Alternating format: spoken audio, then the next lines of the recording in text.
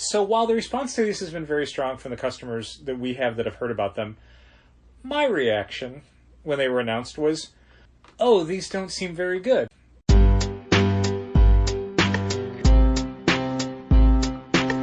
Come on and visit for any occasion. Don't keep patting down waiting, comics and conversation. Keep the conversation moving along. Keep reading comics, keep your local store strong. If it's hard, then it's a job for the challengers.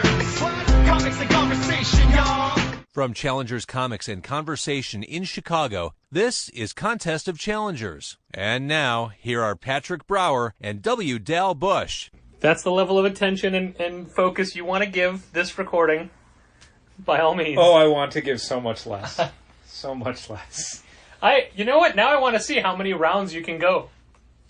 I mean, what? It's a 60-minute recording usually? Yeah. 45 to 60. Wow. It depends on how big the levels are. Like, sometimes you get a level where there's like 5 words in it, and then you're done. I figure you'd at least be slowed down because you're having a conversation. No, I can multitask.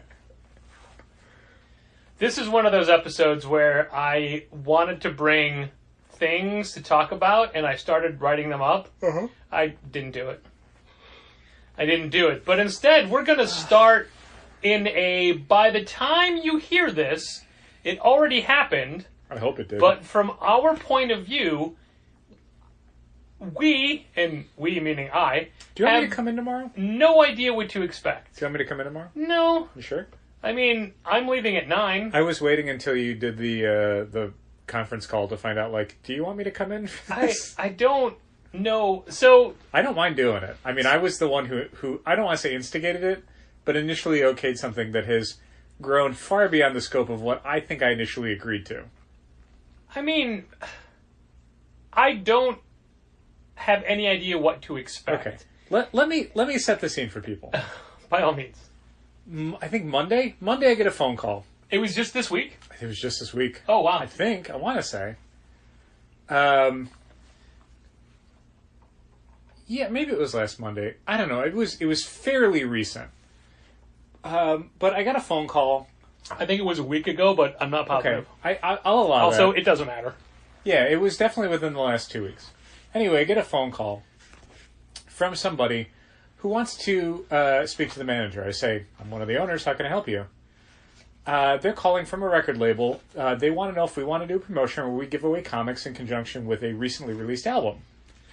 They mentioned the name of the artist, and I didn't know who it was, and I eventually looked it up and went, oh, this is somebody, but it's a hip-hop artist, and I'm not really familiar with a lot of hip-hop artists. Like, I could probably name, like, 4 of them. To be fair, the album is a compilation of a bunch of people. I guess, but I mean, nowadays, like, Chance the Rapper's a huge artist in Chicago, and he is literally just putting out his first album. Everything else is mixtapes. Like, that's not true. I'm pretty sure. No, I have an album of Chance's. I think that's technically a mixtape.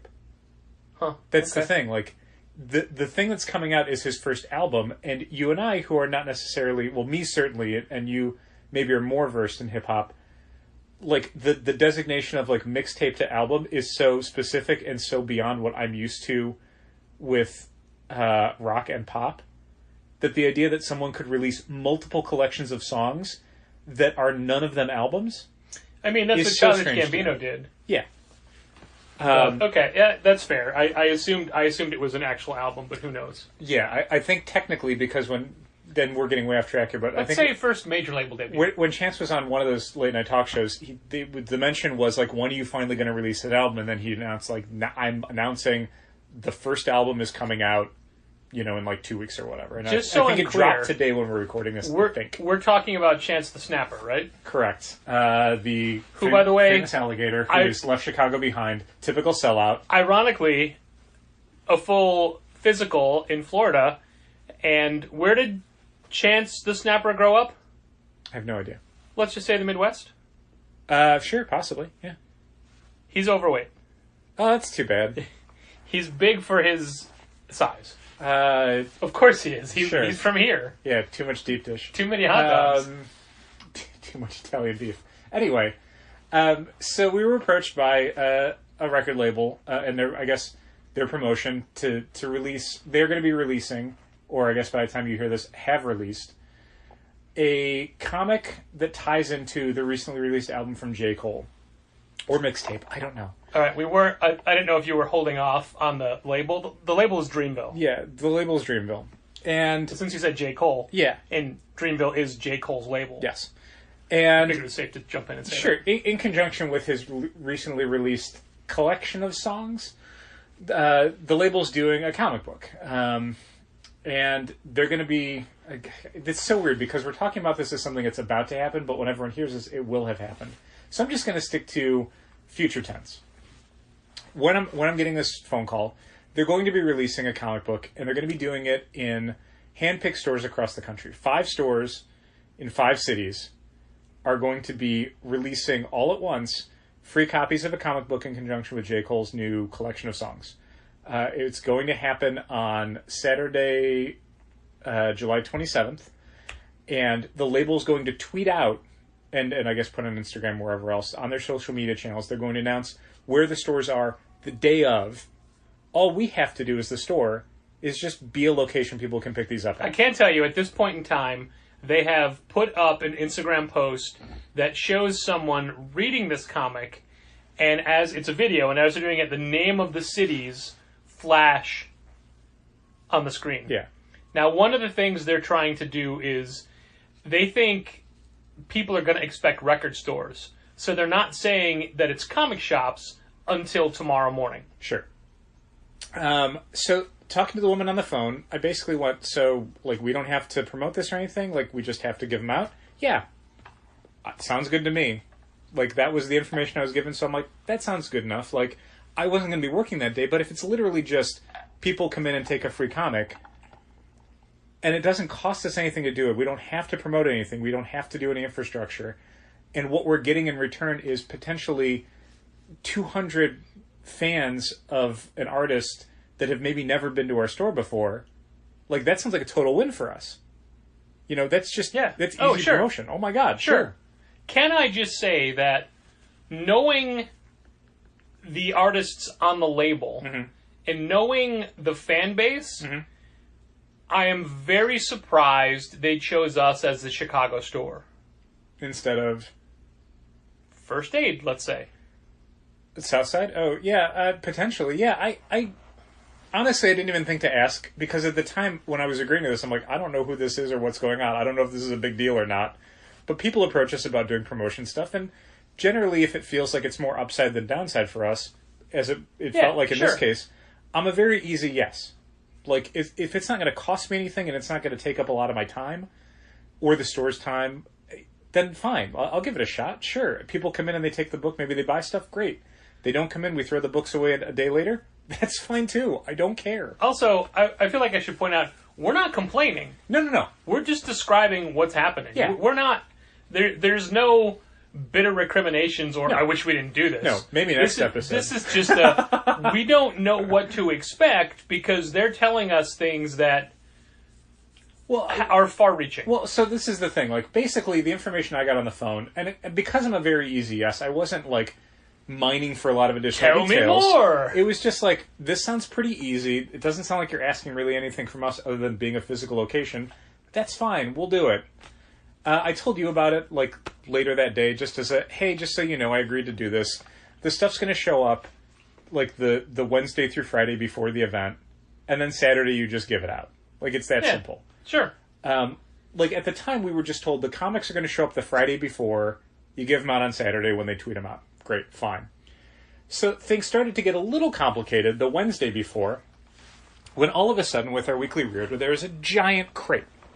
Like, basically, our comic reorder... Crate is giving it too much structural integrity. Yeah, well, once we found out what was inside, it was basically, it's a cardboard box with something inside, but I wanted it was to like use that the word... shredded cardboard. Yeah, it got demolished. With a couple of metal bands around it that the pressure of the tautness of the metal bands already dug through the cardboard. Yeah, it was... And it wasn't just a box, it was a box with a little add-on built on top. Sure. Well, I wanted to use the word crate because I wanted to signify kind of the size of it. Yeah, absolutely. Absolutely. Our weekly comic book reorder that we get, not our new stuff, but just like the graphic novels and stuff we're restocking with, It's usually 3 or 4 boxes high. Like, that's about 3 feet tall. This was bigger than that. And it was the biggest thing we got the week. And it was, when it was offloaded by the UPS guy, he's like, what is this, a video game? I'm like, I have no idea. I don't know what this is. It honestly could have been a video game console box. Yeah, it was, like, you could build an upright video game machine. Yeah, it wasn't exactly that size, but you could have built it. Yeah, it was pretty big. I would say it was probably 3 feet high by like 2.5 feet deep by 2.5 feet wide. Like, it was nearly a 3 foot, cube. So we crack it open because the cardboard that's covering it is disintegrating, paper thin and disintegrating. Like, so whatever's in it is coming out. So we cut through the bands and we cut off the box, and it's got this like awful kind of newspaper that's just sort of shoved in around it. Like, picture 100 wadded up pieces of newspaper. Yeah. It's not doing anything to protect what's inside. It's just... Picture, if you will, a box from Challengers to a subscriber. It's just... But it's not even sealed or anything. It's just... Stuff's just falling out. So yeah, like, what stuff is just this? starts falling all over. And we look inside, and what's inside is... A garish... Well, that's not fair. Yeah, a spray-painted yellow... metal newspaper box. Basically the same sort of thing that if you look outside and there's a Chicago Tribune newspaper vending machine, it's that metal, painted yellow, with Dreamville logos on it. In pieces. It had to be assembled. Yeah. There's basically like the actual box where newspapers would go in. In this case, I think it's the comics are going to go in there. And then there's like a pay box at the top where you'd put in coins, but obviously... We'd mount the pay box. You don't put any coins, and it's not really connected to anything, so it's just sort of there. But immediately this was a thing of like, oh, I did not know we were getting this. They sent afterwards, when I got off the phone with the woman initially, she wanted to know if she could send additional information. I'm like, yeah, sure, like, send us what you got so we can have like an email contact. And she sent it, and I looked at it, and there was like a 3-page pitch deck. And it was pictures of what the comic was going to be and some of the artwork. But, oh man, I don't recall ever seeing that. She sent it to the Challenger's ad address. It's definitely in there somewhere. Okay. But there was a picture of the vending machine, and when I saw it, I just thought it was like, oh, this is like a piece of like mock-up artwork to give you an idea of like the brand that they're going after, not a physical thing you're going to get. Oh no, it was a physical thing we got. It was this giant, heavy metal newspaper vending machine.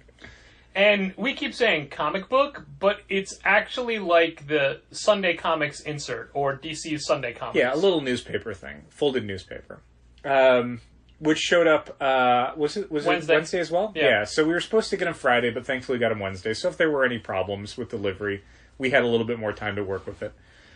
But yeah, this was getting to be a thing where it's like, oh, this is a lot of effort this company is putting in. And I joked to you, Patrick, that I couldn't imagine a comic book company doing anything similar. And this is a record label for an artist that I have no idea of. And yet they have so much more money to put into promotion that I can't imagine Marvel or DC doing anything like this for stores where they're just like, oh, here's this giant custom-made like metal box to promote an item in. Like Valiant will do stuff where it's like, here's a standee, but that's about it. Nobody else does anything. If you want like promotional items from any company that has any sort of solidity to it, you have to buy them. Like we have an LED lighted display for DC. We bought that. Yeah. We paid a wholesale cost, but we paid a cost for it. That was not free. Hey, would you mind getting at your phone and opening it to Instagram? Okay. I want to do some quick comparisons. Okay. And I can't use my phone. Do it. Okay, the Instagram app. Yeah. Okay. What am I looking for? No, I'll do the okay. digging. I wanted the. Go nuts. I can't use my phone. Oh, that's right. So that was the first thing where it was like, hey, this is a bigger deal than we thought it was. Then I'm going to jump in right now. Okay. All right. I was trying to put this in context. Sure. Marvel Entertainment, the brand, has 40.5 million followers on Instagrams. Yeah. Okay. Marvel Studios has 23.3 million followers. Okay. Keep those in mind. I'm gonna do a couple more. Okay. DC Comics has 8.8 million followers, which is that seems like a lot. Significantly less than Marvel. I'm sure all of the DC Instagram accounts now redirect to Warner Media's Instagram account. Yeah, right. Dreamville, the label, has 1 million followers. That seems like less. The other thing that I thought was funny is, while I had reacted to the idea that, I can't imagine a comic publisher putting this kind of money into promotion for a project, I also said that I can only imagine what would happen if any comic publisher picked 5 stores in the nation to promote a project like this with. And only 5? The other, 2,000 stores would lose it. It would be such a shitstorm on every conceivable level of interaction with that publisher. Like, every Facebook post, every Instagram post, every, Twitter account, emails, every convention they go to, every panel at a retailer summit would just be, I can't believe you didn't do this with me and you did it with these other stores. People would not take it well at all. I want to jump in and say a J. Cole account, the J. Cole Bible, has 400,000 followers. Okay. But I'm not sure. And then there's J. Cole Direct, which has 32.7 thousand followers. But who knows which of these are... No, this one is specifically a fan account. Okay. And had I seen that, I wouldn't have said it. Okay. But I don't think any of these are actually... Him? Yeah. Okay. I thought he had a different one. Okay. But the point I wanted to make was, you talked about how much money this label is putting into marketing, and their reach is vast. It's vast. Okay. But compared to the comic publishers, it's not. No. Yet they're spending all this money, and they're spending even more money on private security. Yeah, that was the thing that made it very clear that this is something that maybe we had underestimated, or I certainly had underestimated, what the possible turnout for this could be. I thought it was a thing where it's like, oh, this is going to be like Batman Day, maybe, where a bunch of people show up and they get some free comics and whatever. Yeah. But when we got the notice that there will be paid for by the label private security on site at all 5 of the events, I realized, oh, this is Rick and Morty Day. Yeah. This is kind of. This is a completely different level of event than I thought we were agreeing to initially. But Rick and Morty Day, if only 200 people could get to the van. That's probably what ended up getting to the van. Yeah. Honestly, all said and done, the van was only open for a couple hours. I estimated it 500 people that got to Rick and Morty. I mean, way more people got turned away. Right.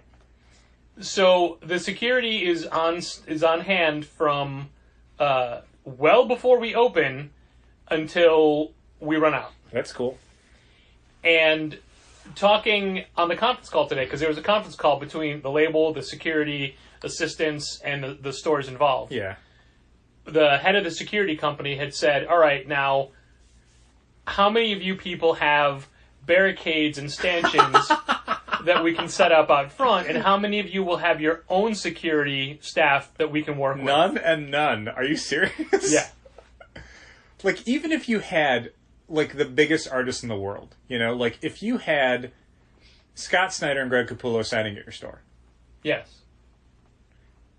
We've had one of them before. Yeah. Yeah, sort of. I mean, but, if you had a signing event with the two of them for, Batman Last Night on Earth #3. Yeah. You would need extra help. You'd need people to, man the line and whatever. But, I mean, if you got 1,000 people, I'd be stunned. Sure. You get less than that for sure. But this is the sort of thing where it's if you only get 1,000 people, it's because it's -5 degrees outside and 6 feet of snow. So we are right now violating not an NDA, but we're not supposed to talk about it beforehand. Sure. However, this doesn't count because you're not hearing it until afterwards. Yeah. I mean, this won't even go out to Patreon subscribers, right? It'll be over by then. Yeah. So, yeah. Literally... You and I can talk about it. Well, we were talking about it a little bit yesterday in the store, and you had to go up to a woman who's in the store and say, hey, just so you know, you never heard this. Yeah. You're not allowed to have heard anything. Yeah, of I this. mean, it was an older woman who was in earlier in the week with her family, and she's not going to be in town for that. And I don't think she's a huge J. Cole fan who's going to blow it up on social media. It was mostly just, we were talking about it, and she was eavesdropping a little bit and Yeah. was a little Yeah. curious about a lot of things. So it was more, I didn't want to be rude and go, I can't tell you that, when she had spent over $200 on Monday and was going to spend another $80. So the part of me that's a businessman was like, I don't think I mentioned who it was. Like, I didn't say it was like, oh, we're doing a giveaway for J. Cole or whatever. I think I might have said, like, we're doing a thing for a record label. Yeah. Literally, but I didn't sign anything. I never signed an NDA that said I wasn't going to say anything. I have asked Samantha to come in an hour early tomorrow, and I said, we have a... So, 10:30. We have a... Delightful. thing tomorrow. She's like, yeah, I'll come in early. What's the thing? I can't tell you. And I didn't. I did not tell her. Okay. So, they're expecting a lot of people at every location. So much so There's that only they don't... 5 in the entire United Right. States, and we are I think the only one in the Midwest. So what that means is there's only 1,000 copies of this book. Yeah.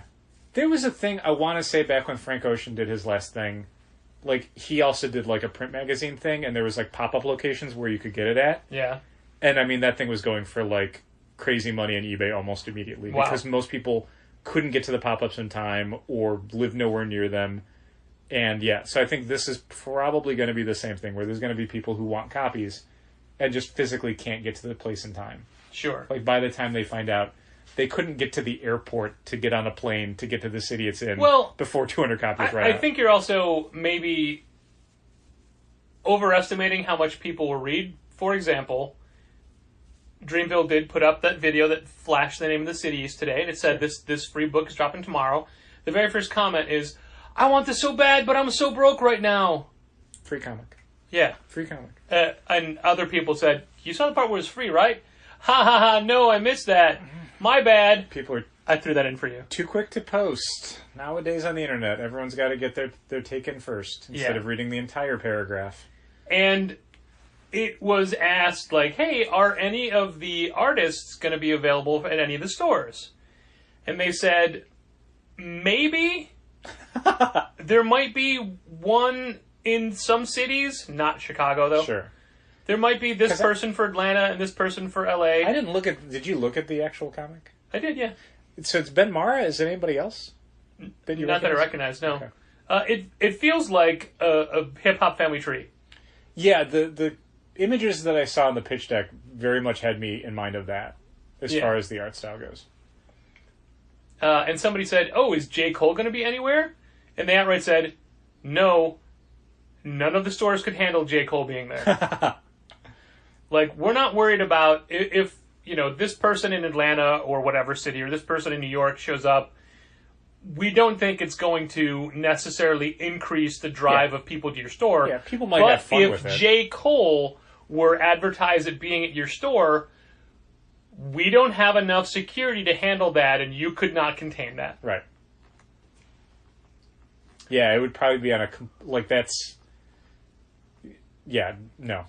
I'm glad that that's not happening. Right. That's like the difference between the Rick and Morty van and, like, Justin Roiland and Dan Harmon. And the Rick and Morty van being at your store. Exactly. Like, oh, no, thank you. I'm happy that they said that nobody was coming to Chicago because I would have had to do a lot of research.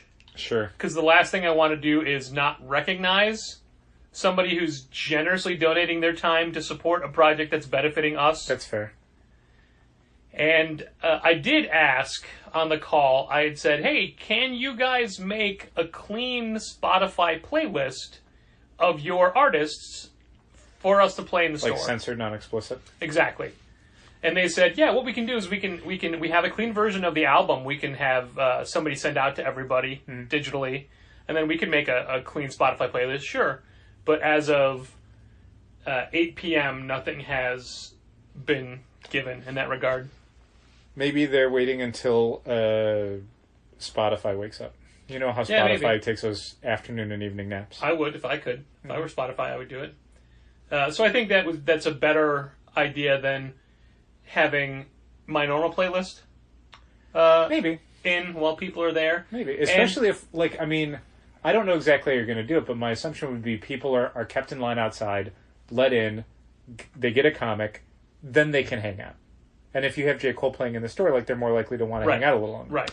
Am I right in thinking that's how you I want put to do up signs ready that say, start line here, go that way. Uh-huh. And while I did set up the bin where we talked about, Yeah. I'm going to move it to where the signing tables usually go. Okay. Because now we know we're going to... The purpose of this security person is to make sure people only get one. Yeah, because since it's a free thing and this might be valuable to people on the internet, like, you don't want someone, in the way that people would typically treat a newspaper vending machine, just getting inside the machine and then taking whatever they want. Right. One copy. One of the retailers said, hey, can we take some? And they went, no, dummy. Hey, this is real limited. Don't be a jerk. Well, they're like, well, for our fans, for the for our employees who are fans. If your employees show up that day. Yeah, and then they did say, like, look, if you feel the need to, please don't take more than 5. Yeah, this is, man, come on. But don't worry, if you send us your T-shirt sizes, we'll send you swag. And we all had an email after the call, all of our socials, so they could... I saw. I was on that chain. But did you see how many people put shirt sizes in? I did. And that we did not? I didn't see your response because I wouldn't see that part of the chain. I would only see other people's responses to the chain. Oh, sure, but if people did it at... I mean, I didn't look through the entire No one thread. built off of mine. I gotcha. Right. I gotcha. Yeah, I just saw everyone else's reply alls. But since you and I share the same account, I wouldn't see your reply alls. One store did a separate, like, hey, here's my stuff, and sent it to everybody. Yeah. When they had said, just add onto the same thread, Sure. so everybody could... So obviously, I think it's super tacky for stores to be like, hey, I'm a distribution point for this thing that you want to make sure you get out to your fans. I can take a bunch of those, right? To make sure that I get them instead of your fans? Yeah. It's also stupid because it's like, just don't tell them. Like, if you have to do that, why ask them and put them in a position of having to say, like, no, that's a tacky question, instead of just like, they're not going to know how many copies go in the box. Honestly, I kind of hope the security guard's first job is to count. That would be great. Yeah. Hey, we're coming up 10 light here, guys. I'd have to give back the 25 that I took. They're up on eBay already. Under your account, so it can't be traced back to me. Sure, I mean, that's how comic shops work. Yeah, sure. Mm-hmm. So yeah, I'm willing to come in if you think you need extra hands. But I don't know. Well, I'm offering you. It's up to you. But I mean, you know as much as I do. Yeah. But I don't have to work. If this was your day, would you ask me to come in? Knowing you already had a second person. Who do I have, Samantha? Yeah. Probably not. And a security guard. Yeah. A security guard? As far as I know. Okay. I did speak with him this evening, which is how I know I have to be there. Okay. Because I'm like, hey, they didn't give us a set time. Like, they're not even announcing where it is in each place until 10 a.m. tomorrow morning. Right. He's going to be at the store at 9:30. Okay. And they, as a label, are aware that we don't open until 11, right? They, as a label, don't care when we open. Okay. I didn't know if that was something that maybe... But every store is different hours. Okay. But they're announcing everything all at once. Yeah. Okay. They're announcing at 11 o'clock Eastern time. Okay. All right. Although the security guard on the phone said tonight that he heard they were announcing it tonight. But I'm banking on them not announcing until tomorrow morning because where we have it in the store is... I kept the shades down. Sure. But if you look in the front door, you could see it. Uh-huh. And I don't think that anything untoward is going to happen. No, I don't think so either. But I just hedging our bets, you know? Sure. No, I don't think you need to come in tomorrow. Okay. I toyed with, and I ultimately didn't do this, but I toyed with putting bookmarks in every issue. Oh, yeah, they'll just end up on the floor or on the street or whatever. And I toyed with busting out a case of barriers to give to everybody. Sure. Like, just to make it an additive experience. Sure. But I didn't have time to sticker all the books. Sure. And just giving a book doesn't matter if it doesn't have a callback to us. If they don't know where they got it from. Yeah. Because they won't remember what comic shop they went to. But we put stickers on all the newspapers. Okay. No, we did not. We absolutely did not. Are you kidding? People would flip out if we did that. They would maybe be upset. That would maybe be a thing where you might get a phone call from a label. But I mean, I wanted to do something else to make their experience more than just run in, grab a thing, and run out. Sure. But I didn't ultimately know what was the way to do it. And like I said, this isn't costing us anything but extra time. Yeah.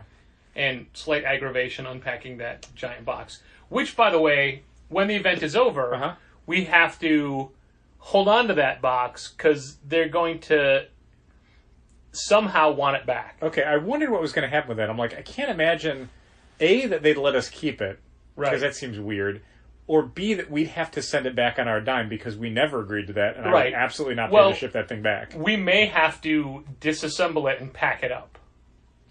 I mean, we could probably put it in some sort of series of boxes or whatever, but I'm not Well, I paying. mean, I'm not paying a dime to send that thing back to anybody. Oh, of course not. But I mean, I'm also not building a box. Like, they're going to have to send us a container for it or Okay. whatever.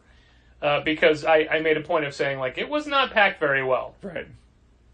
So I don't know. And they said, don't worry. And I think that it'll be early next week that we find out how to That's cool. return it. It can sit in the back next to the Coke dispenser for a while. I don't care. Yeah, that's fine. That's fine. So yeah, that's a weird thing. And on the conference call, which was weird because they kept saying, like, somebody's moving things around. Stop! You got to mute it. We can't. And I was on mute unless I was talking, so Sure. it definitely wasn't me.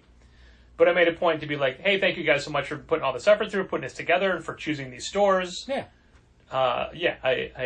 I'm very, very interested to see how this plays out. Yeah.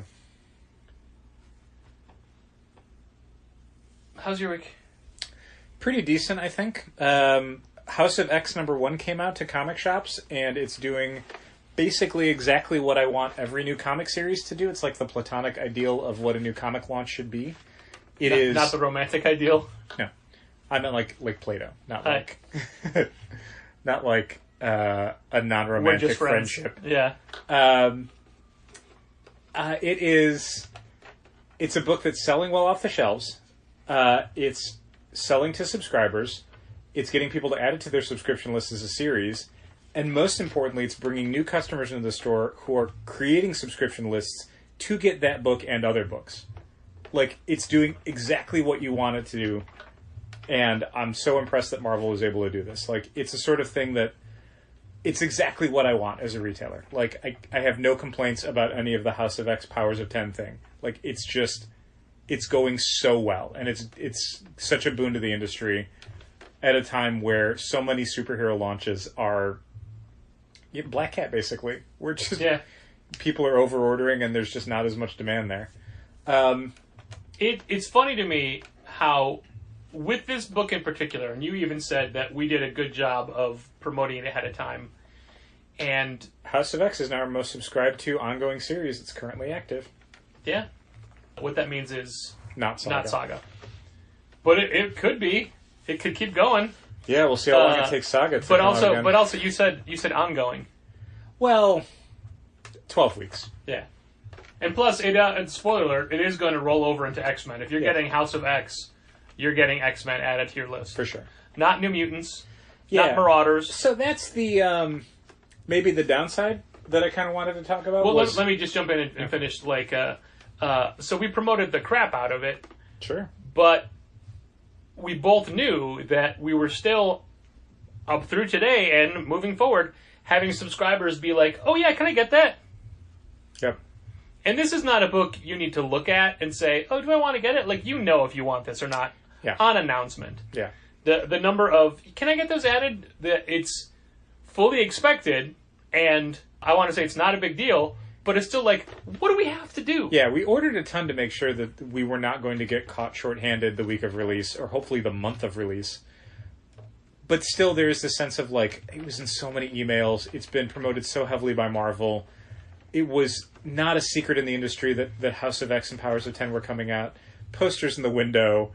I mean, all sorts of stuff. And yet, we do an Instagram post the Tuesday night before, and people are like, oh, can I get that? Like, where were you the rest of the time? Yeah, don't get us wrong. We're happy you're adding it. It's just that...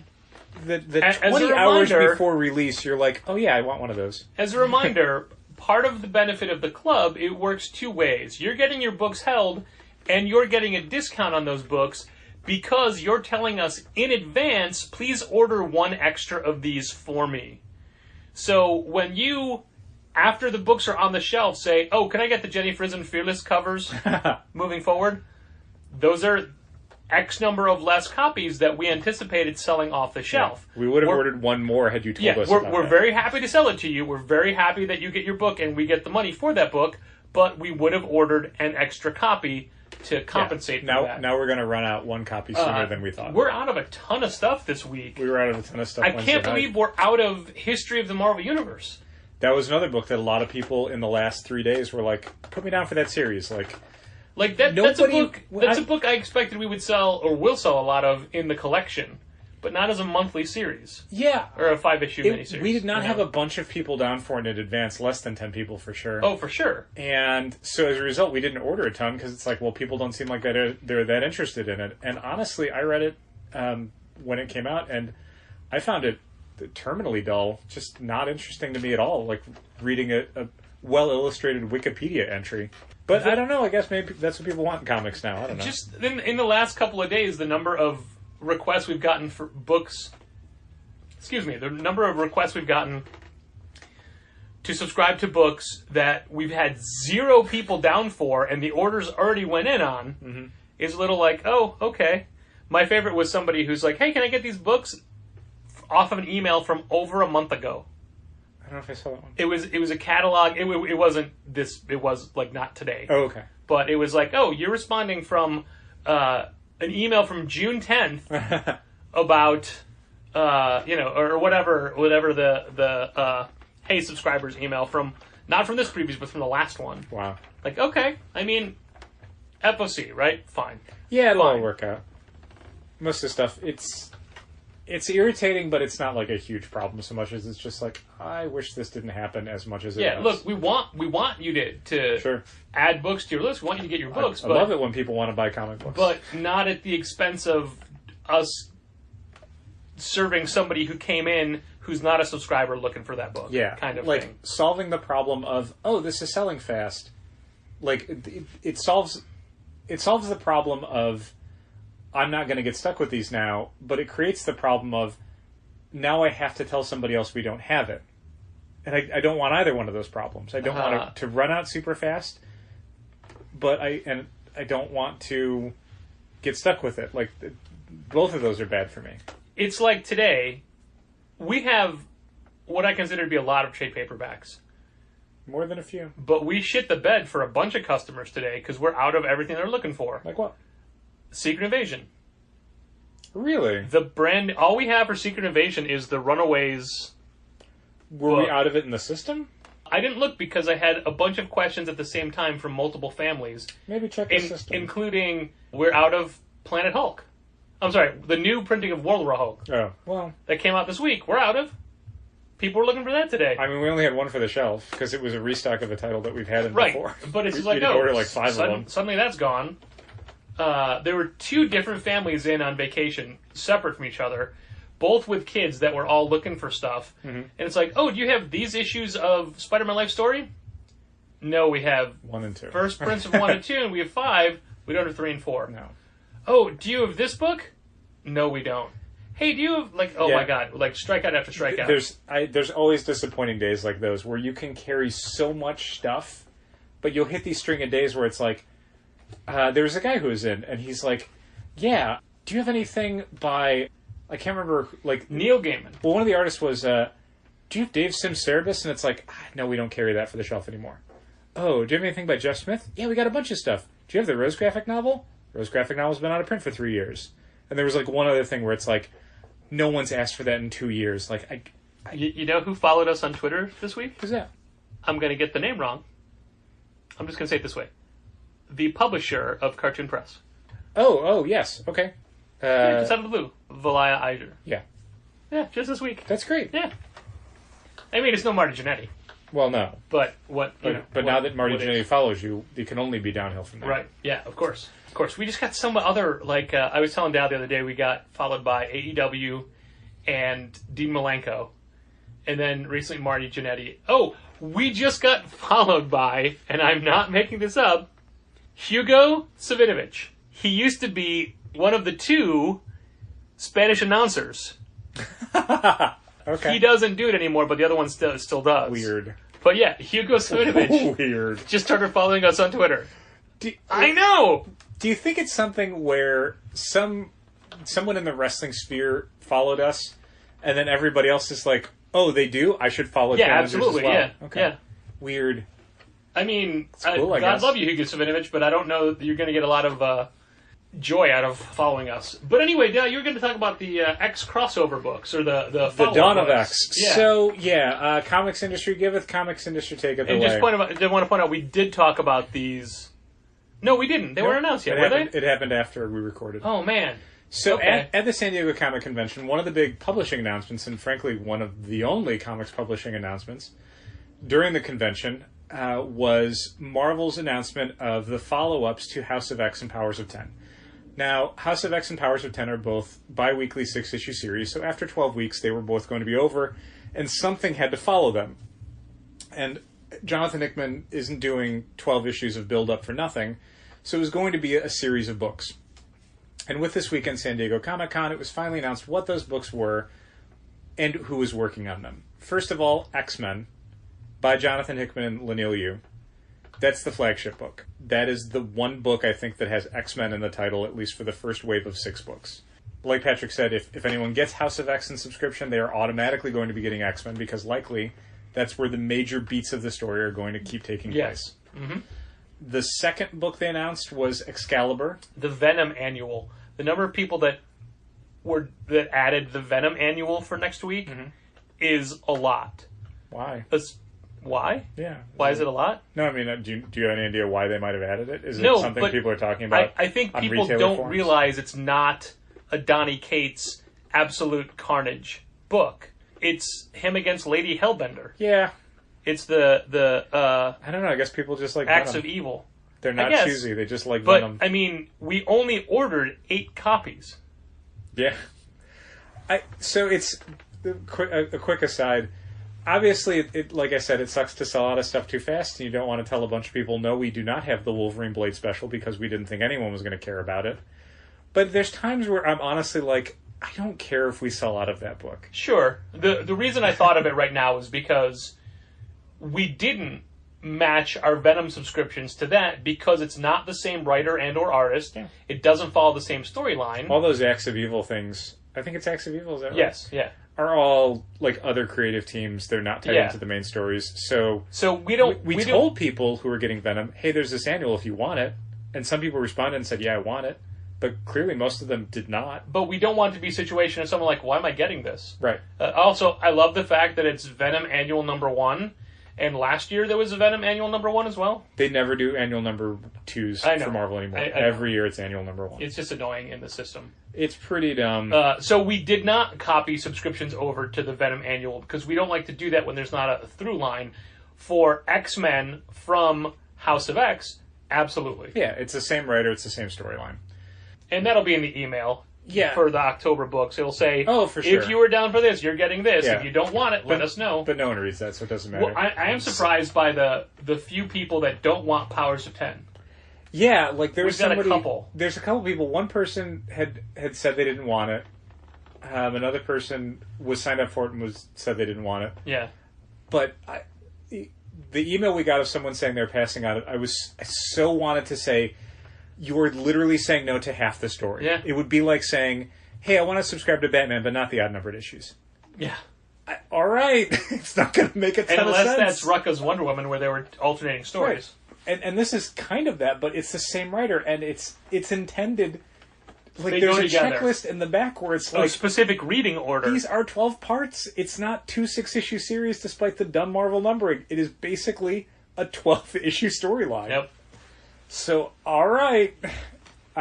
Completely ready for those people to read House of X 2 and 3 and go, I don't understand what's happening. And for us to go, yeah, because you missed half the story.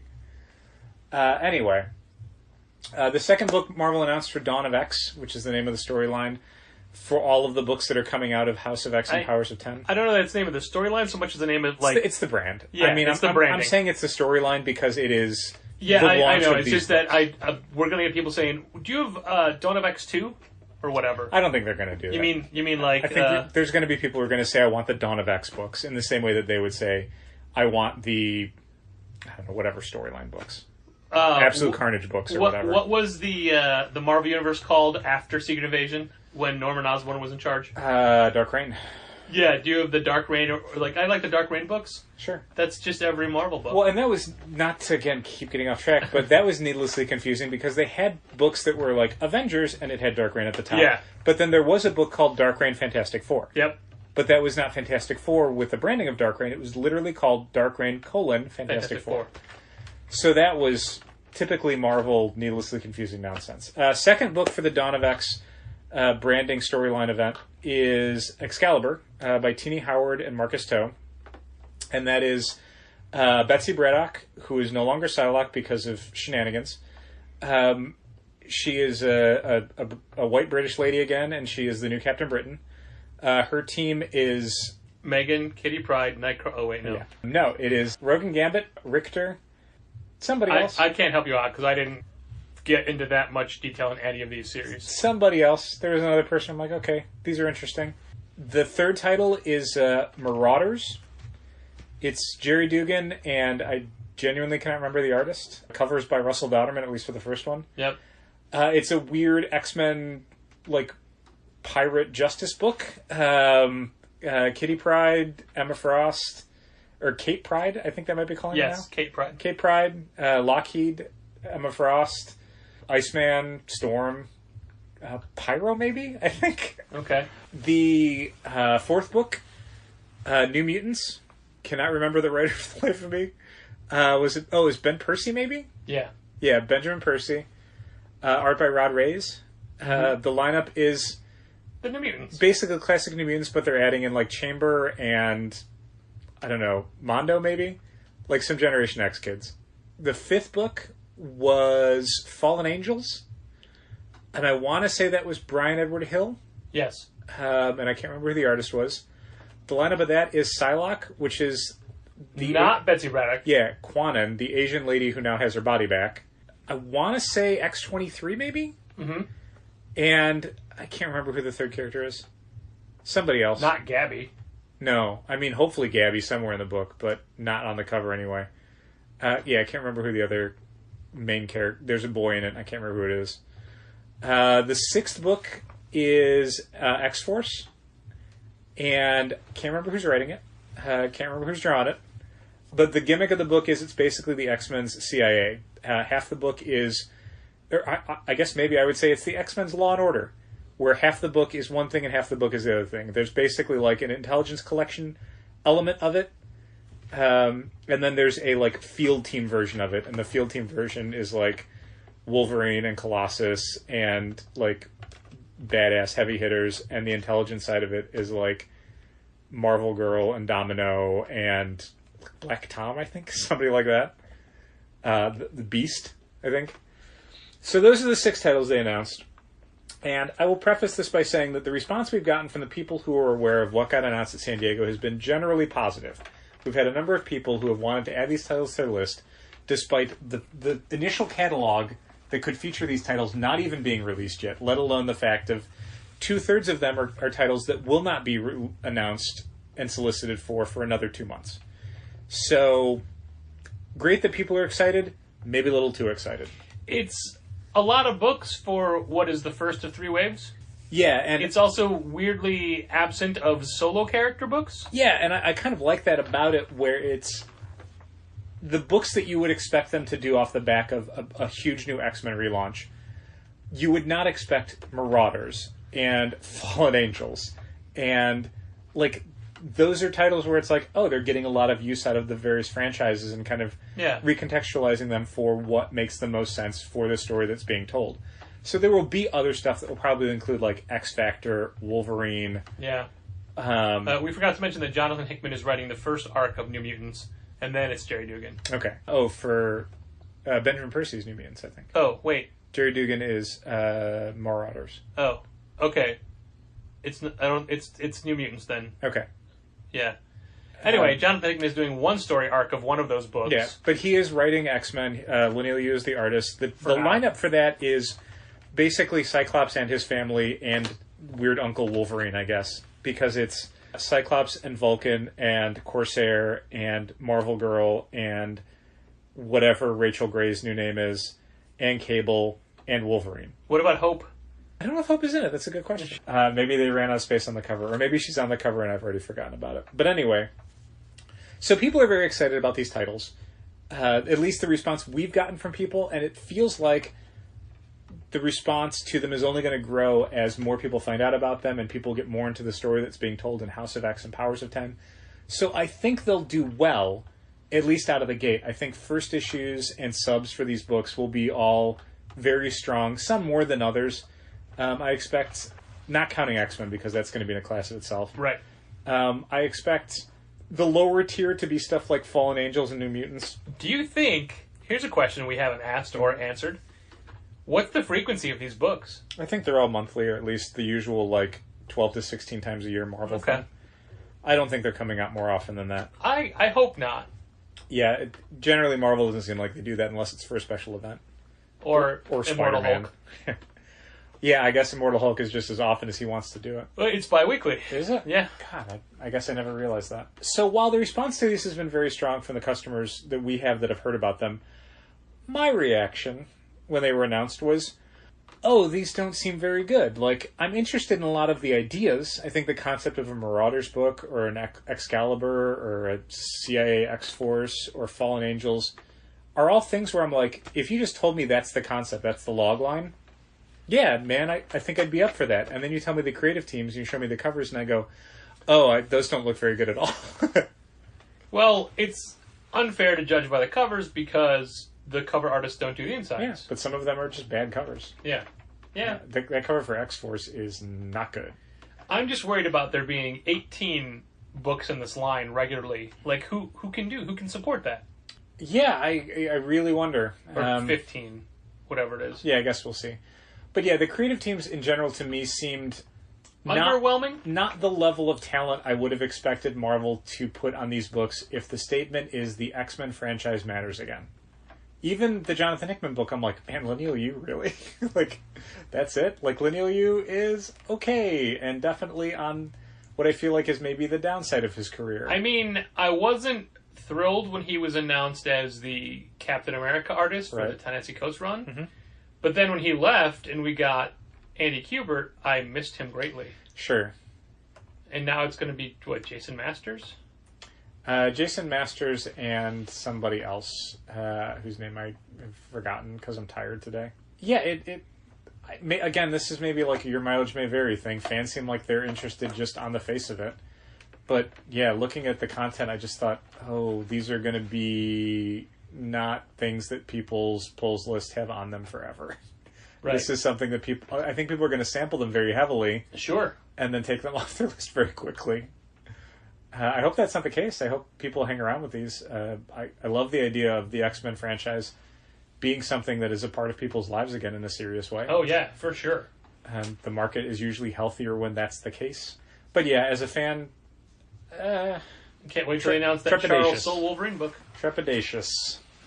So this whole podcast, I've been cradling in my arms a thing we got yesterday. The store, but sure. I ordered it for me.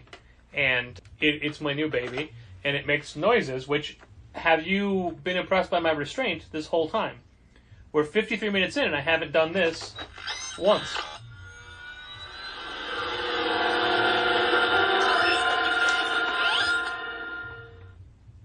You're impressed by my restraint, right? Uh-huh. It's the Iron Man version of the Infinity Gauntlet, and I greatly enjoy it. But more than that, since I was walking the last couple days, I wore it home last night. Mm-hmm. Thursday night. And on the walk home, and it got a lot of attention, and like people would stop and comment on it. Sure. And I would do this is the thumbs up version that I could do. Okay. Or if there's people looking, I would do that. Like, hey, come here, kind of thing. No middle fingers? No, that's rude. Okay. That's just rude. It's very difficult to maneuver the thumb. Yeah. So I would do whenever I could, sure. the spidey fingers? Yeah. You can't do the metal fingers because you got to make the goat. Yeah. You got to touch it. It doesn't work. You can't get the thumb all the way over like that. But I did get stopped and talked to well, several women, Okay. one a group, on the way home Okay. to talk about it. And it was, it apparently is way less geeky in 2019 to walk around with a giant iron gauntlet on. Well, that's a giant iron gauntlet from the most successful movie of all time. Of all time, yeah. So I gotta assume that most people on the street have seen it, maybe multiple times. Yeah. Dal, we have a question Uh-oh. from listener and club member Chris Burton. We do. We had one in the store, and I think I forgot what Oh, it was. yeah, it was from Michael Romanenko. Was it? Wasn't it? Yeah. Okay. Well, let me do Chris's I know first. Donald Claxton had one, but that might have just Did been he? something we answered in the store. Oh, I thought it was from Michael Romanenko. Folks, I gotta tell you, even if you stop at our store, if you've got a question for the podcast, please email it. I can almost guarantee if you tell us in person, we will forget about it. Well, Chris Burton emailed, and I still don't have it exactly. Okay. But anyway, the gist of his was, we talk about sales figures for major DC events. Yes. And recently, The Flash had a Flash Year One storyline. Yep. Which was a major event in the history of the Flash character. Chris wants to know if we think it was serviced better in the main Flash title, or if it would have been pulled out and been a miniseries, would it have sold better than the Flash title and garnered more subscriptions than the Flash title? Yes. Well, there you go. Yeah, our sub numbers did not jump really at all for the Flash Year One storyline. I've been reading Flash this whole time. You don't anymore. No. And the Year One story, I mean, it's Joshua Williamson is been telling one cohesive story that just goes from place to place, and each one leads into the next. Right. Like, this is So- going to lead into, like, the Death of the Speed Force storyline. Yes, that's but coming this up. didn't just start. Like, you'd get more out of it if you've been reading the regular Flash book, because he's been building up to it for a while.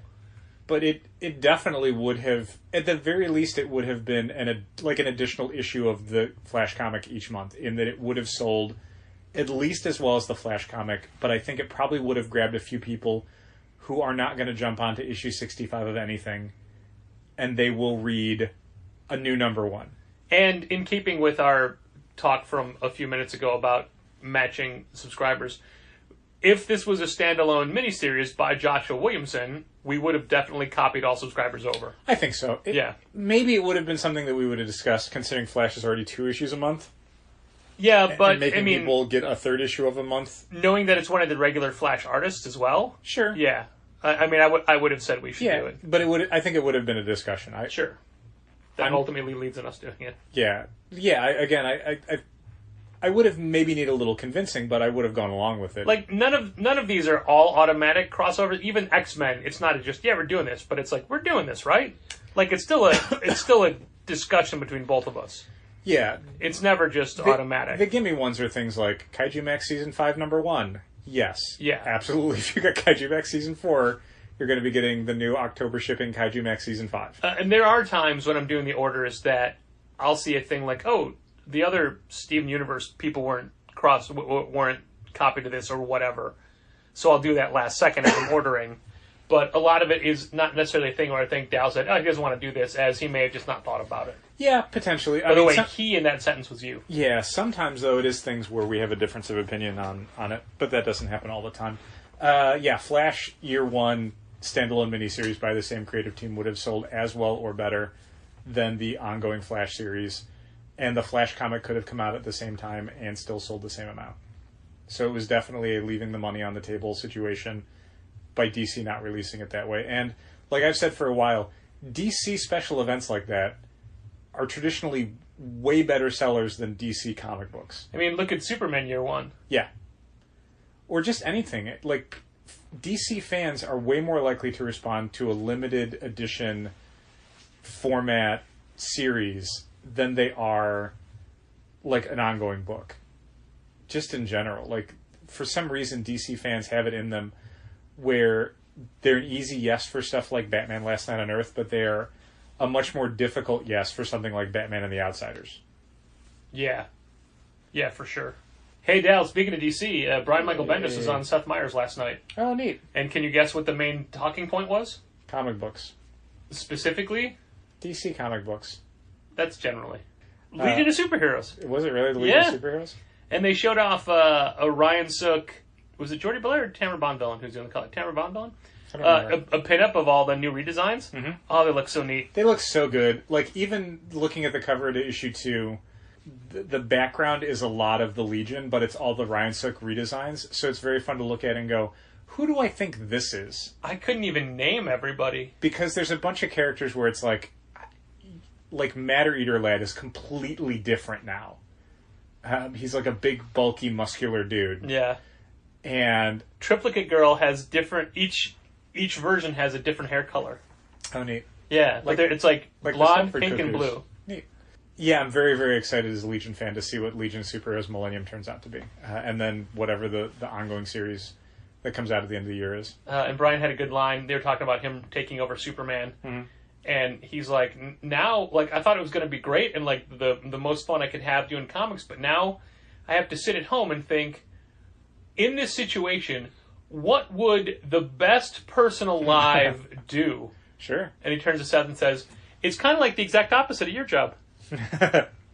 Good line. Yeah. Good line. Yeah, it was a fun interview. Nice. I watched that today. I'm glad that people like Brian Michael Bendis get a shot on some of those shows to promote the medium of comics instead of just the usual, like, oh, you're a curiosity because, the movies are really big right now. I mean, they talked about him creating Miles Morales, and they talked about Naomi for a while. That's cool. About, it's an adopted character in the Pacific Northwest, which he can relate to a lot. Sure. And then segueing into Superman because, like, hey, that's the world's most famous orphan. Yeah. Even over Annie, if you can believe it. Which, by the way, was playing in the bar last night, which was so weird. It was the Albert Finney version with Tim Curry and Carol Burnett and Bernadette Peters. Yeah, it was weird. And I could not stop watching it. I'm sure. Super annoying. Hey, we've got some fun events coming up, and they're not necessarily normal, like, come in and get your book signed.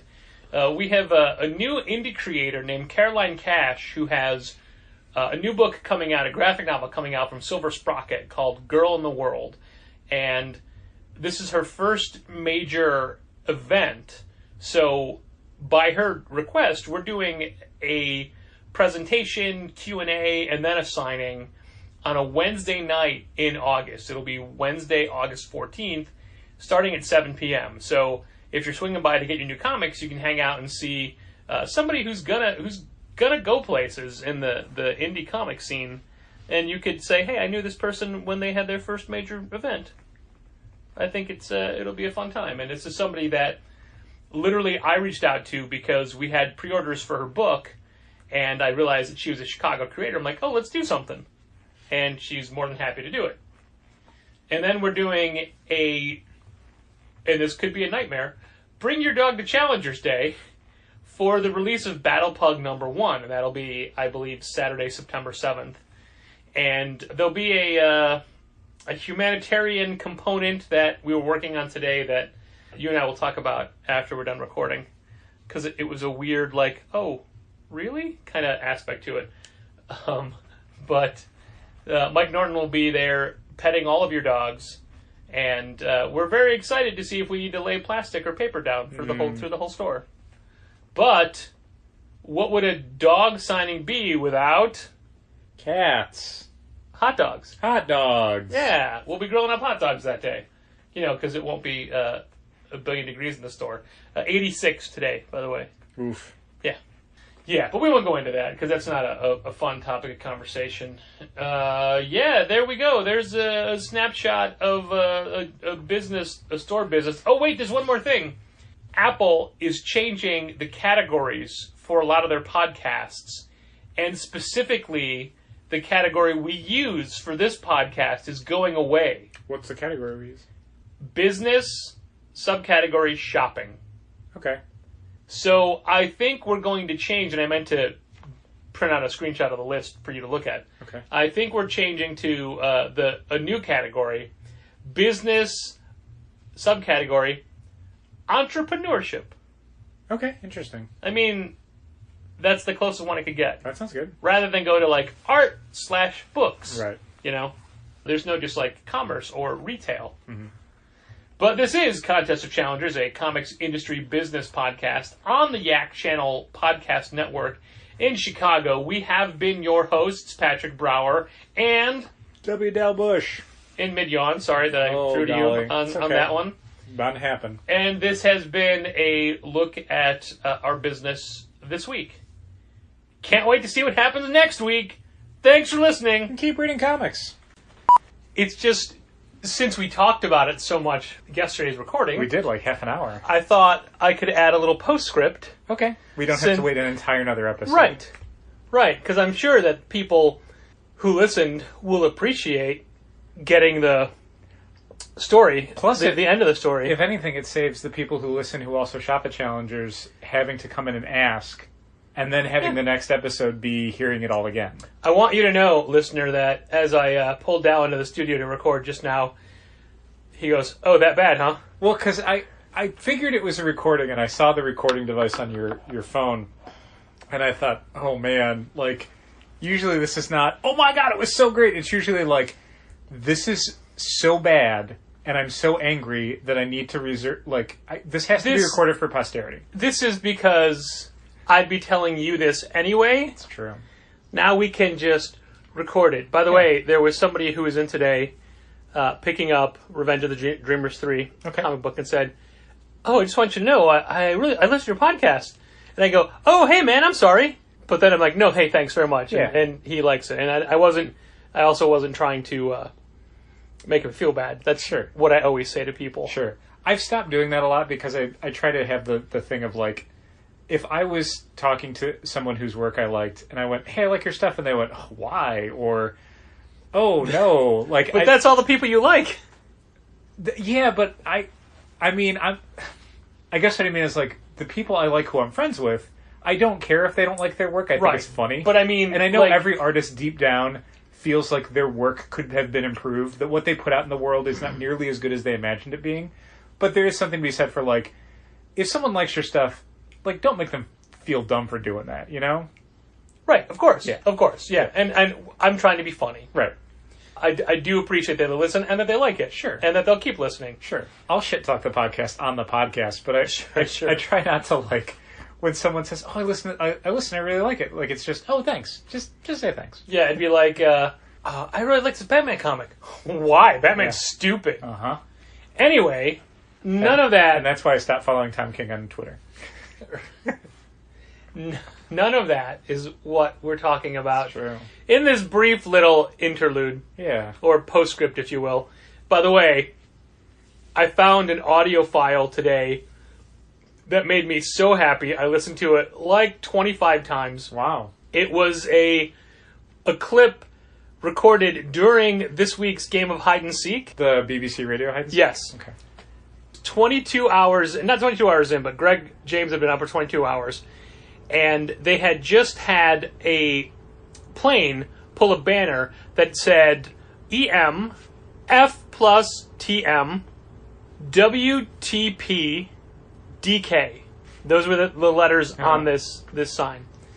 And he was talking to Midday Live Lounge host Clara Ampho and weekend morning breakfast guy Matt. I don't remember Matt's last name. Matt is easily my least favorite of all of the DJs. Oof.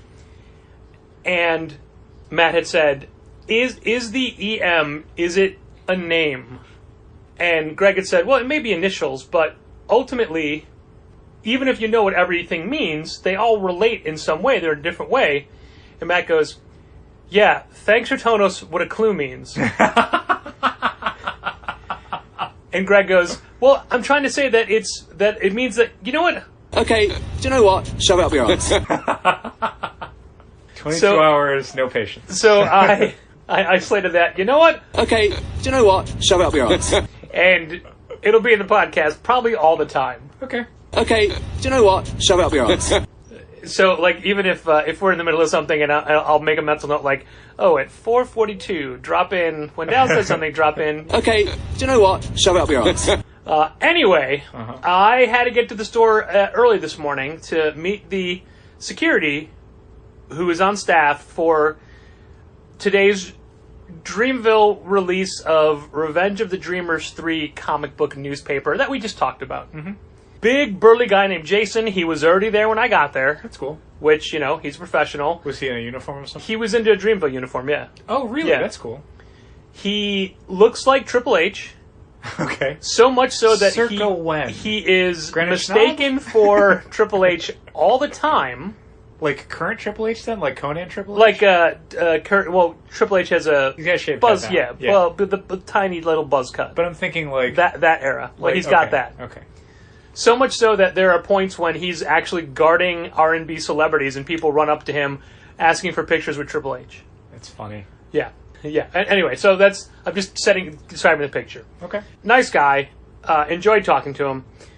He was there to tell people, like, hey, this is where the thing is. It's one per person, and if you can take pictures if you want, et cetera, et cetera. Yeah, he was security for the comic and the newspaper box. Right. Like, that's Right. his job. He was armed. Really? Not visibly, but yes. Really? Yeah. Wow, okay. Well, I mean, he's a security guard. He's got I a... know, but, like, that's... That would make me a little bit more nervous knowing he was armed. One of the things that was set to happen was at 9 o'clock, they were supposed to... 9 o'clock our time? Yeah. Central, 10 Eastern? No, 9 o'clock. All of the social media posts said 9 o'clock Eastern time, they're going to list locations. So 8 a.m. Central Time. Right. Okay. They didn't actually wind up listing locations until 10:30 our time. All right. So people didn't know what was happening until, like, they knew something in Chicago. Right, but they didn't know where in Chicago. In Chicago, not a small city. So we didn't have to worry about a mad rush or a huge line. Right. Los Angeles got the line because they are, 3 hours behind. Sure. So yeah, I saw something online for Golden Apple. yeah. Like, Golden Apple had this insane, like, down-the-block line. Golden Apple was also the first one to sell out. Okay. Sell out being the wrong word because Run it out. wasn't for sale. To run out, yeah. Which they had the least, they ran out the fastest. Sure. We had, like, a security guard, I'm not lying, security guard Trip. That's a nickname of his. Okay. Yeah. That's Yeah. fine. I assume he was given that nickname, and that's fine. Yeah. That's valid. It is carved, it is inked in his flesh. Though, Okay, so cool. He was there until the books went out. We never ran out. Okay. We still have 103 copies left. Oof. That's a lot. Well, every store got 200, but we actually got 240. Okay. Because So, we I counted was at going the to start say of the that's day. more than half. It's less than half now. No. We got 240. Right, but we only have... what we have left, I was going to say was more than half. Of Oh, what we were yeah, given, yeah. But it's actually less than half because we were given 40 too many. Yeah. As you can imagine, just about every phone call was about that book. Sure.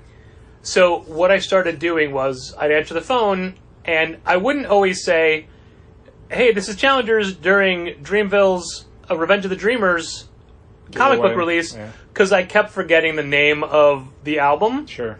Like, Revenge of what? What? Anyway, Challengers.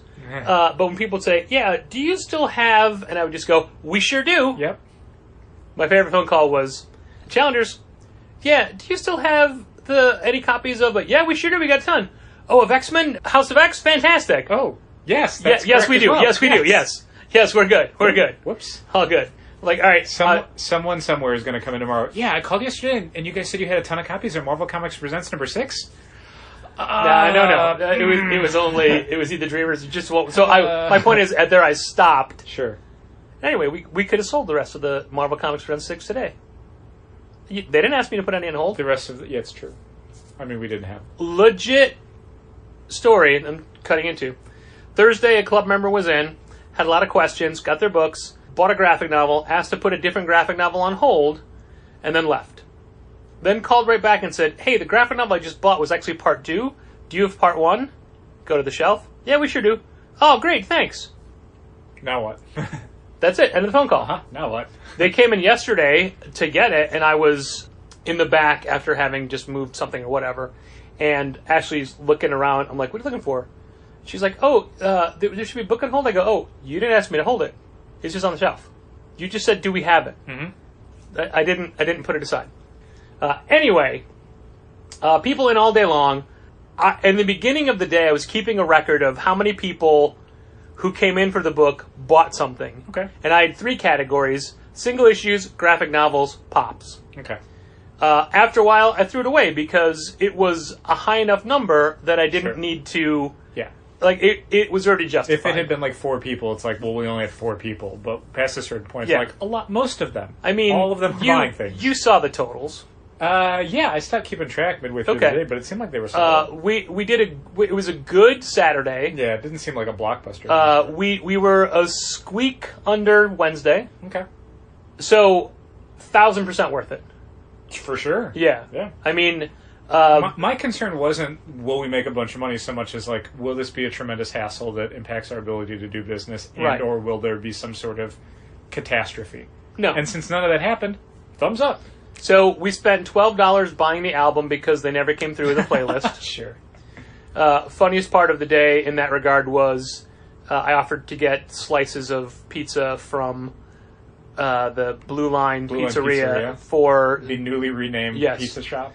for Trip and Sam and myself, and so I left, forgetting that I had my phone on me, which was streaming the music. Oh, whoops. But Sam figured it out immediately and then just pulled it up on Spotify. Sure. Quick side story. I am going to have pizza for dinner. Yes, thank you for bringing that up. We are going to have pizza for dinner. I'm sticking around for pizza. So I get into Blue Line Pizzeria. Mm-hmm. Well, I get to the front door and their sign says closed, but their neon sign says open. Okay. So I pull the door open and poke my head and I go, "You guys open?" And there's a guy behind the counter and a guy in front of the counter wearing a Dark Matter t-shirt. Okay. And he's like, "Yeah." I'm like, "Oh, all right." So I walk in and I flip the sign, say open, and I go in, and I order, I ask for the slices of pizza, and turn the guy in the Dark Matter shirt. I'm like, "Do you work across the street at Electric Mud?" He's like, "Yeah, I sure do." I go, "Yeah, all right. So you work at Electric Mud, I work at Challengers," and Giovanni behind the counter is like, and I work here." I go, "Yeah, we got this whole place covered. Like, this is great. We got this whole corner. This is us." Dark Matter guy goes, "What's Challengers?" Oh, no. Yeah. Oh, ruined it. Uh-huh. Just ruined it. As always, I would like to bring up the fact that if you take a picture inside Challengers in Instagram, you will have to go to the search field to find out that you are inside Challengers because we are so far down the list thanks to Electric Mud, Yeah. the dance studio. Like, you could literally be inside Challengers, and it's like the 10th most popular item you could tag it Geolocated with. place if you're Yeah. tagging on Instagram. Yeah. Funny to me. There were a Real bunch funny. of posts. So some people came in wearing Dreamville gear. That's cool. And there was one guy who was actually singing along to some of the stuff. Nice. And he walked in, and I'm like, Did he "Hey, get screwed up when the censored parts hit? And like the lyrics drop out? Just drop Wait, out, what? yeah. motherfucker." Oh, okay. Oh. So he walked in. I'm like, "Hey, man, I appreciate you. You're showing the support, wearing the right gear for this." He's like, "Oh yeah, thanks." And he's there. And then he comes up and he comes up to the counter. He's like, "Hey, man, I really want to thank you guys for doing this." I'm like, "Yeah, no problem." He's like, I'm one of the artists on the album." Oh. I go, "Oh, hey, who are you? Like, what's your name?" He's like, I'm Omen." I'm like, "Hey, man, thanks so much for being here." He's like, "Do you do this stuff often?" I go, "Whenever the opportunity is given to us, we will work with anybody to do anything." Yeah, it's fun to do. He's like, "Well, I live in Chicago." I'm like, Thanks for "Omen, coming in today." here's our card. You ever want to do anything here, please reach out. It's great to have you." Super nice guy. Great. He leaves. Comes back in because apparently they needed him to film a video of him coming in the store and going to the box and getting it. That's cool. So when he's back in, I'm like, "Hey, Omen, do you mind signing the wall while you're here?" So he signed the wall. Yeah. So I got pictures. I'm like, "Do you Chicago mind?" artists sign Yeah, the wall. yeah. Like, "Do you mind if I take a photo and post this?" He's like, "No, please do." So took a photo of Omen signing the wall. Awesome. It's up there. The security guy said that Omen is the quietest and most polite of all the people on the label. Oh, nice. Yeah, so it was nice to meet him. Yeah, it was very cool to have him take time out of his day to come in. Everybody was respectful, no hassles at Oh, all. that's great. Only like 2 or 3 phone calls said, "Can you hold me a copy?" Which we could not do. No. Only like 2 or 3 people asked for extras, and it was just a quick like, "No, I'm sorry, you can only get one." My go-to, I wanted to yell, "Why? You're not special!" Mm-hmm. But no, I'm honestly disappointed that Chicago shit the bed as far as attendance Kind for of. everybody else. Yeah, boy, it's a little disappointing. Yeah. So what are we supposed to do with the rest of them? I don't know. Do we just keep giving them out? I don't know. Everything's out and packed up and out of the way, like you can't tell it's there. Okay. So I'm going to email. Excuse me. There's already an email that I saw on the way home. I gave Gina a ride home so she put her bike in the car. Mm-hmm. An email from somebody saying, "Hey, I'm coming tomorrow morning. Can I get a copy of that I thing?" saw that one. I don't know. I assume no, but I will email I assume that Dreamville did not expect there to be any left over anywhere. Sure. I mean, with 200 for all of Chicago and frankly all of the Midwest, Yeah. it seems like in 6 hours of giving it away should have been like a fraction of what But we need. we're competing with Wicker Park Fest. We're competing with WakandaCon. Sure. There's a bunch of other street fairs and festivals and things. Fortnite World Cup. Fortnite World Cup. Well, it's not in Chicago, is it? Yeah, but you can watch it anywhere in Chicago. Yeah, but you could like watch that while you're going to Wicker Park. Or you could just stay where you are and watch it and Yeah. then not go anyplace. Or you could stay where the air conditioning is, because boy, it got to 90 degrees in the store again today. It'll do that. Yeah. Super excited. I obviously, look, I get hot quickly, and I'm sweaty, but it's not just me, because I could suck it up for a while. It's everybody else. Sure. And that is a bad situation. Yeah, we don't want people in the store being uncomfortable enough to not want to stay in the store. I mean, it's That's also, bad for like, business.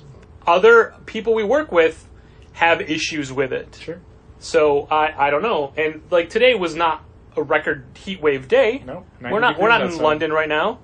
I don't know. Tomorrow's the hottest day it's supposed to be for the next week. Cool. So Looking good luck. forward to that. Not cool.